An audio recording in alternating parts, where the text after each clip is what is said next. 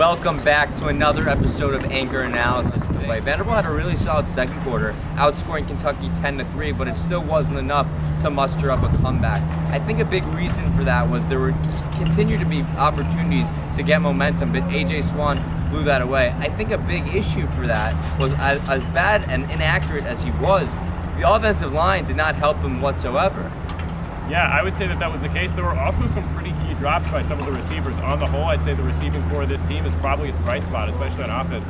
And today, some of them came to play. London Humphreys had the number of receptions.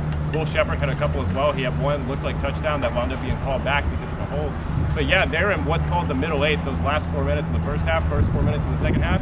The defense in particular stepped up. Held Kentucky. It had about, 4 and outs in 5 drives, or three and outs, and then 1 interception that it forced on Leary. So it stepped up in a big way there, but the offense was going to come up with more than 13 points. And although 45 points were surrendered, it's a very tough statistic to look at because the Vanderbilt defense, I was quite impressed. I know to Ricky Wright, Jalen Mahoney got ejected early in the game. Yep. They pretty much both didn't play, and the secondary stepped it up. The issue was the 3 turnovers, 21 points off of that, and also Vanderbilt's They kept giving Kentucky really good field position, so when you do that, it's just harder to limit the team to field goals and touchdowns. And then the rush defense was pretty good as well. Yeah. Let's transition to the offense, though. What were your thoughts on our rushing attack today? It's continued to plague us throughout this season. I mean, first through 5 games now, it's not looking awesome, and I think a decent amount of that is the offensive line just can't create that push. Cedric Alexander at times today looked all right, the same with Patrick Smith, but again, I think it's really just an offensive line issue. If you can't create separation, unless you're one of the 5 best running backs in college football, it's really hard to have a good game. Today, the Commodores lost their 3rd straight game and now go to below 500 for the first time this year.